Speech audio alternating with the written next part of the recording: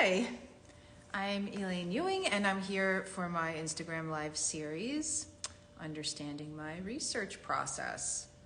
And today I have another archival physical culture apparatus that I'm going to be showing you and talking about.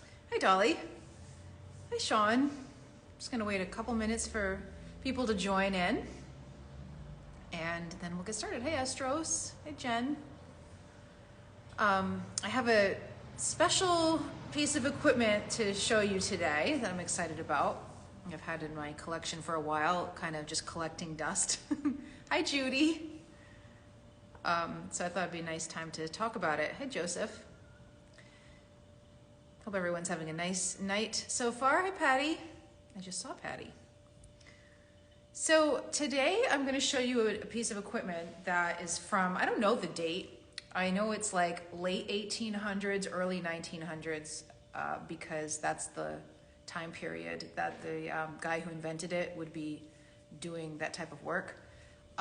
So his name was Sigmund Breitbart, and I'll tell you about him. I can read you some notes I took about him. He's got a really interesting character, and I'll show you his apparatus, and we can talk about how it relates a little bit to Pilates and is a precursor to the Magic Circle.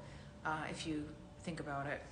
So I'm going to show you the piece of equipment first. It's this. This is super, super heavy, just so you know. And this is one part of it. So this is the handle, okay? And it's actually broken, but somebody broke it. Somebody here broke it. So I have the piece. I just have to, I guess, glue it on. But anyway, what it is I'll show you, if you look really carefully, it's actually metal strips together. It is really heavy, Kira. And the strips are, if I turn it this way, maybe you can see it. Hold on.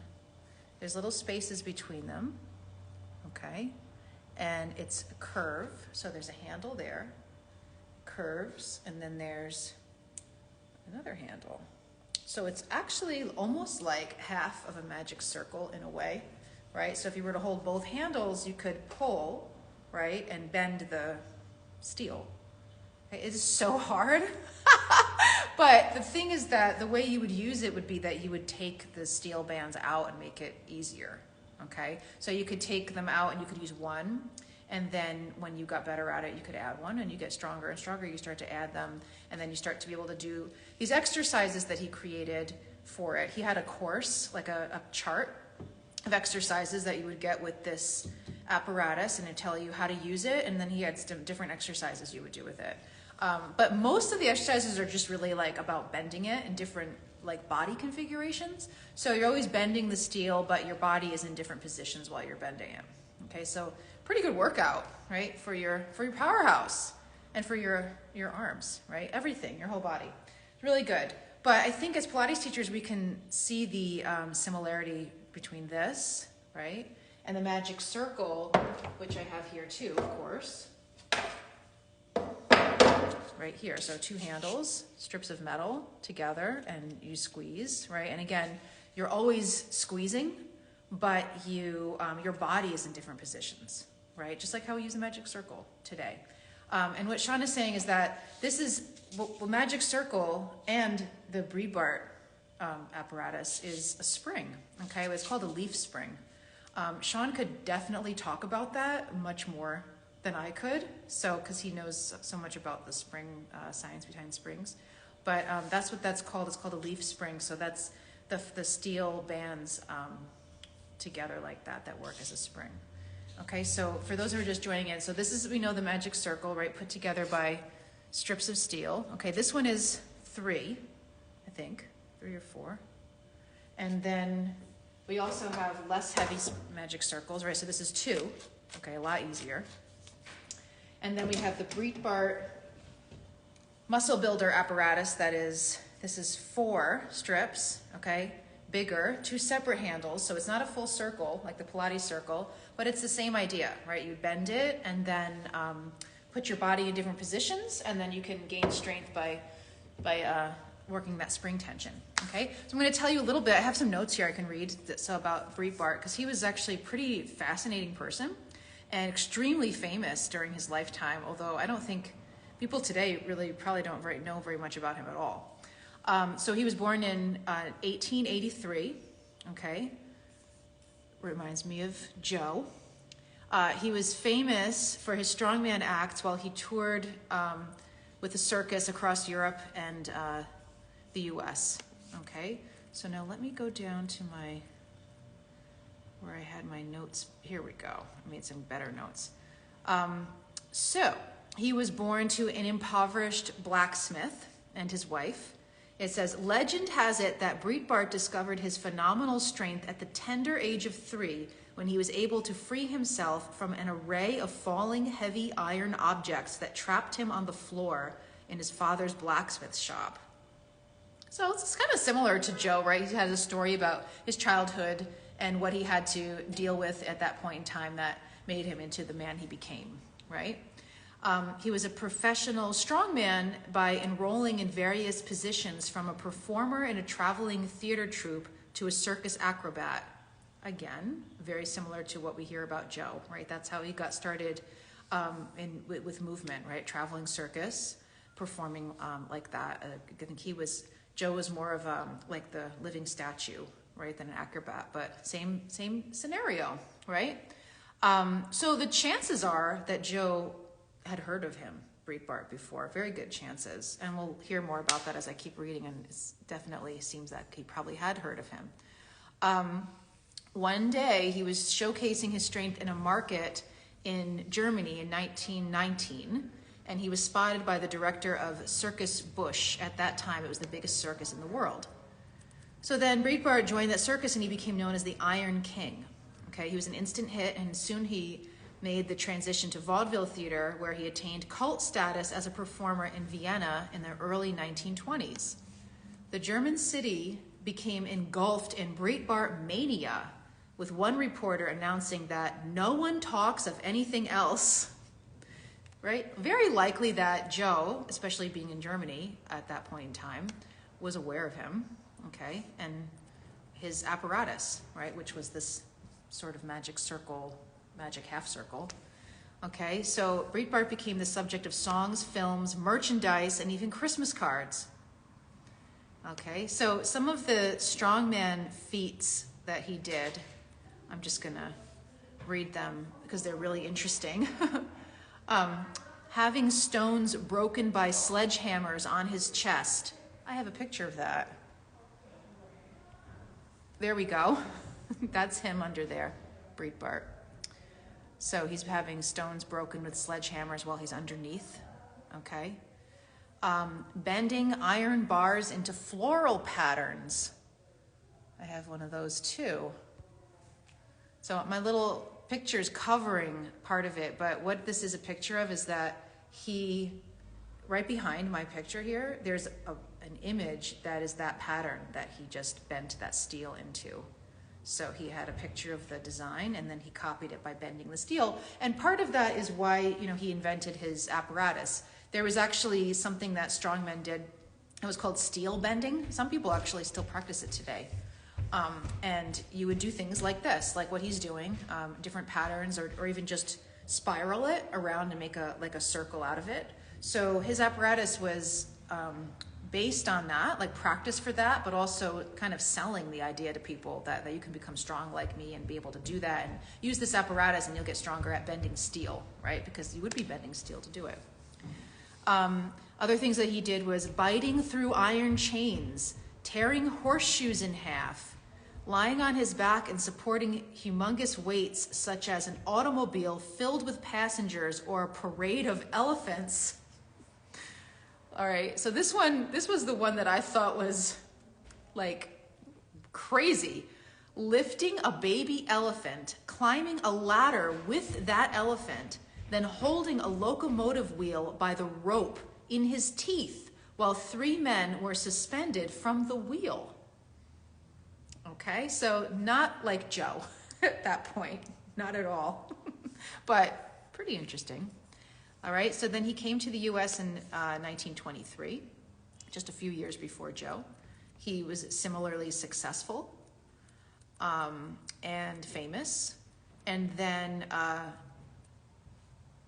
this says one time, when was this? In 1923, he pulled a wagon containing 50 people through the streets of Washington, D.C. using his teeth. I don't have pictures of that, Kira. I don't. I just have this one and that one with the rocks being broken on his body. Okay? So now the way he died was, you'd have to imagine it had something to do with all this craziness, and it did. So he died prematurely in 1925, so it was a year before Joe was here. After a rusty nail that he had accidentally drove into his leg during a sideshow left him with lead poisoning. So what he had done was he drove a metal rod through a piece of wood with his hands. That's what he did. He pummeled it through with his hands. Okay, so he accomplished it, but what happened was that it actually poked all the way through the wood and then stabbed himself in the leg. Okay. What happened after that was that he went through 10 operations, including 2 leg amputations, but then he died.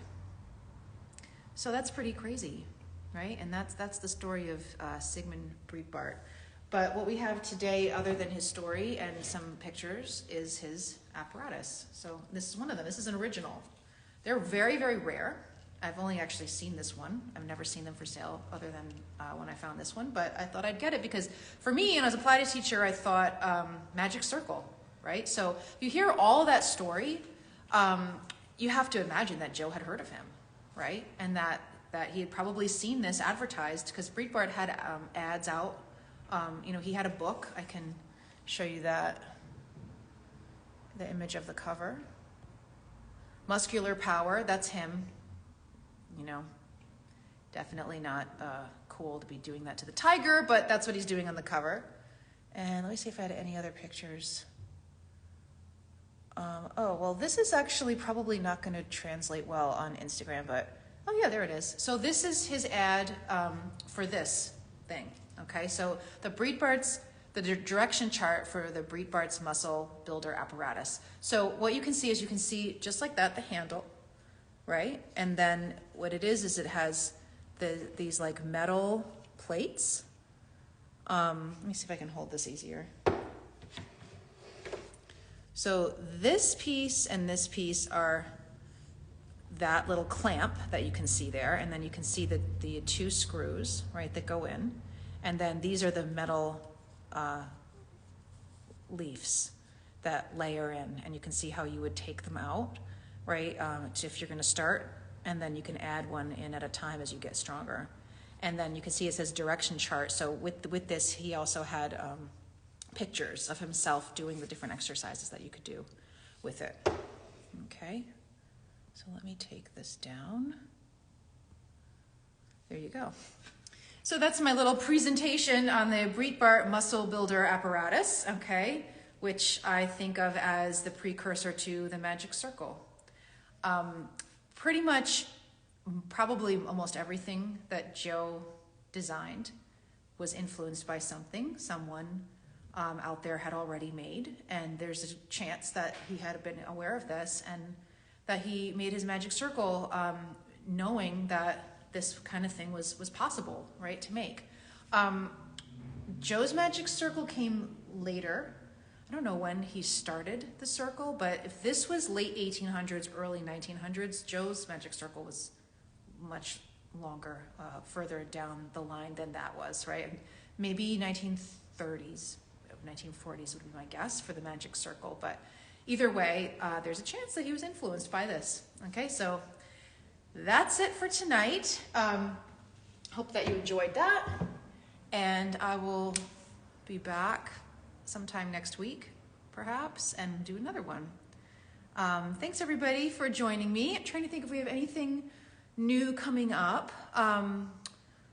Let's see. Sean and I have a workshop in January, an in-person workshop here at Rhinebeck Pilates, and it's on the archival pedipole. The adjustable pedipole will be using Joe's exercise chart that he designed for the pedipole, doing his original exercises on it, and we'll also have those charts for sale for people who attend the workshop. So if you'd like to come, you're welcome to. And that's on my website, on Mind Body Online. That's January 23rd. And we have a few other things coming up in the works that are going to be for the new year. So looking forward to that. And that's about it. So I hope that everybody has happy holidays, and I will probably be on before the new year with another one of these, understanding my research process. Jen, we're not going to do a virtual for the pedipole because you need the actual pedipole, like the adjustable pedipole to do it. You know, it's not really, you can't really do it like on a regular pedipole, so it's going to be in person. Tomorrow, Sean and I will be on his page tomorrow evening at 7 o'clock, and we're going to be reading another article, Pilates article, doing our history talk on that. So that'll be on Sean's Instagram, Sean Gallagher 3262, at 7 p.m. Thursday tomorrow, and it's our Pilates Historics series. We'll be reading an article from, I think it's the 1960s. But we'll post about that tomorrow. All right, thank you, everybody, and hope you have a good night. All right, bye.